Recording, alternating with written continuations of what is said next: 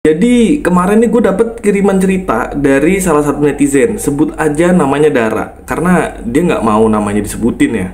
Ceritanya ini terjadi sekitar tahun 2021. Waktu itu dia baru aja pindah ke rumah kontrakan kecil di pinggiran Jakarta. Kedengerannya biasa aja, tapi yang dialamin sama Dara sampai saat ini masih bikin dia trauma. Sebelum masuk ke ceritanya, cek posisi duduk kalian dulu, matikan lampu kalau perlu, karena cerita ini bukan cuman bikin merinding, tapi juga bikin lu mikir dua kali sebelum tidur sendirian malam ini.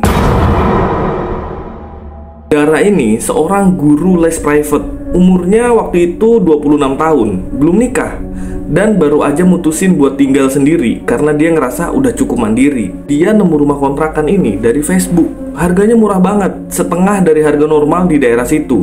Tapi kondisinya oke, temboknya bersih, baru dicat, air lancar, listrik juga normal. Cuman ada satu hal aneh yang langsung dia notice. Waktu pertama kali dia masuk ke rumah itu, ada bau, kayak bau dupa. Tapi bukan dupa biasa. Kata Dara, ini baunya menusuk dan bikin tenggorokan seret.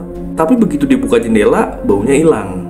Dia masih mikir positif tuh, namanya juga rumah lama kan. Tapi malam pertama dia di sana, si Dara ini bangun tengah malam karena dengar suara orang bisik-bisik. Bukan dari luar, tapi dari dalam rumah. Suaranya itu pelan, tapi jelas kayak orang lagi ngobrol pelan di ruang tamu. Padahal Dara ini tinggal sendiri. Dia sempat mikir, itu mungkin tetangganya. Tapi rumah itu posisinya di pojok gang. Posisinya buntu dan kamar Dara ada di bagian belakang, jauh dari rumah sebelah. Dia keluar kamar tuh, pakai senter HP, semuanya gelap, nggak ada siapa-siapa. Tapi begitu dia balik badan buat masuk ke kamar, dia ngeliat bayangan putih di pojok ruang tamu, berdiri, diem aja. Dia nge-freeze, nggak bisa gerak. Bayangan itu tinggi, kayak sosok perempuan pakai baju panjang, rambutnya nutupin muka. Tapi ketika dinyorotin lampu senter ke arahnya, sosok itu menghilang, nggak ada, cuman ada tembok kosong. Itu pertama kalinya dia bener-bener takut. Tapi dia nggak langsung pindah karena dia pikir mungkin cuman kecapean aja dan itu mungkin cuman halusinasinya dia aja. Tapi setelah itu gangguannya makin sering. Setiap malam jam 2 atau jam 3 subuh si Dara ini selalu bangun. Bukan karena mimpi buruk, tapi karena suara bisikan, ketukan pelan di jendela, dan langkah kaki di dapur. Coba bayangin, Dara ini kan tinggal sendiri ya, itu suara siapa? Pernah nih satu malam dia ngelihat pintu dapur kebuka sendiri pelan-pelan. Dan dari celah pintu itu dia ngelihat sepasang mata ngintip balik ke arah dia. Akhirnya Dara mulai nyari tahu tuh. Dia mulai cerita ke tetangga sebelah rumah. Tetangganya cuma bilang, "Kamu kuat juga ya tinggal di situ. Kok kamu bisa betah sih tinggal di situ?" Dara kaget, ini maksudnya apa nih?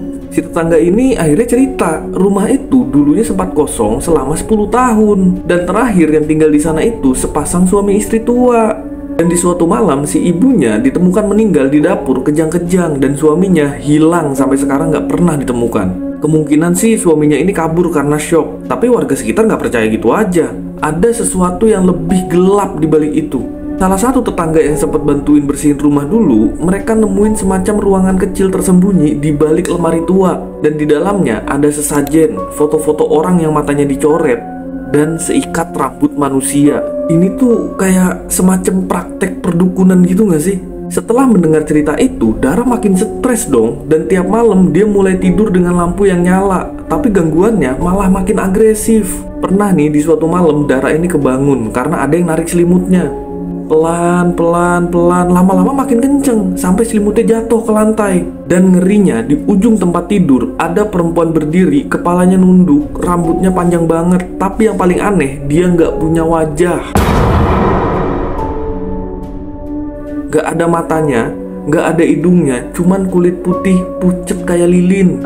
Wah, si Dara teriak dong, lompat dia dari tempat tidur dan langsung keluar rumah. Dia nginep di kosan temennya malam itu juga. Besoknya dia balik cuma buat ngambil barang-barang. Tapi saat dia lagi beres-beres, dia nemuin sesuatu yang bikin darahnya dingin. Di bawah kasurnya ada kertas bekas yang udah lecek, isinya tulisan tangan. Tulisannya begini, "Maafkan aku sudah terlalu dalam. Jangan tinggal di sini, dia belum selesai." Apa coba maksudnya? Setelah itu, Dara nggak pernah balik lagi ke rumah itu. Dia sempet tuh kena gangguan tidur dan depresi ringan selama berbulan-bulan gara-gara itu. Dan sampai sekarang, rumah itu katanya masih kosong. Ada yang pernah nyoba ngontrak, tapi paling lama ya cuman tahan seminggu. Kadang katanya malam-malam masih suka kedengeran suara bisikan dari dalam rumah, padahal semua jendelanya ketutup rapet. Cerita ini bukan soal hantunya aja, tapi tentang trauma yang bisa ditinggalkan oleh tempat.